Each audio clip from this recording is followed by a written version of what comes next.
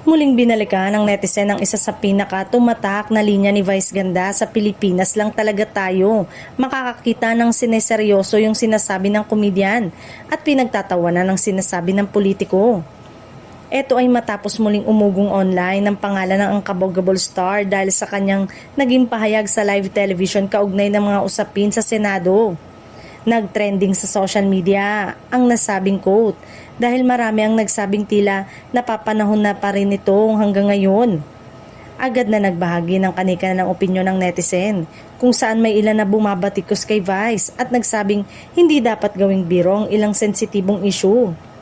Sa kabila nito, marami rin ang nagtanggol sa comedian host para sa kanyang supporters. Bahagi lamang ito ng kanyang personalidad bilang isang komedyante at TV personality na gumagamit ng katatawanan upang maipahayag ang kanyang saloobin sa mga nangyayari sa lipunan. May ilang netizen din na nagsabi na hindi maikakaila ang impluwensya ni Vice sa publiko, kaya't natural lamang na mapag-usapan ang kanyang mga pahayag. Ayon sa iba, kaya raw mabilis mag-viral ang kanyang mga komento ay dahil relatable ito sa maraming Pilipino. Samantala, may mga taga-suporta rin na naniniwalang mahalaga pa rin ang kalayaan sa pagpapahayag, lalo na para sa mga personalidad na may malaking plataporma. Para sa kanila, hindi lahat ng biro ay dapat agad seryosohin, lalo na kung malinaw namang bahagi ito ng entertainment at komentary. Patuloy namang hati ang opinyon ng publiko, ngunit isang bagay ang malinaw.